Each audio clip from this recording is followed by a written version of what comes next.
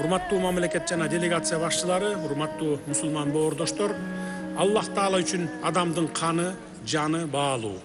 Андыктан бүгүнкү реалдуулукка бардыгыбыз жараткандын астына барганда адамдардын төгүлгөн канынын ар бир тамчысы үчүн жооп беребиз.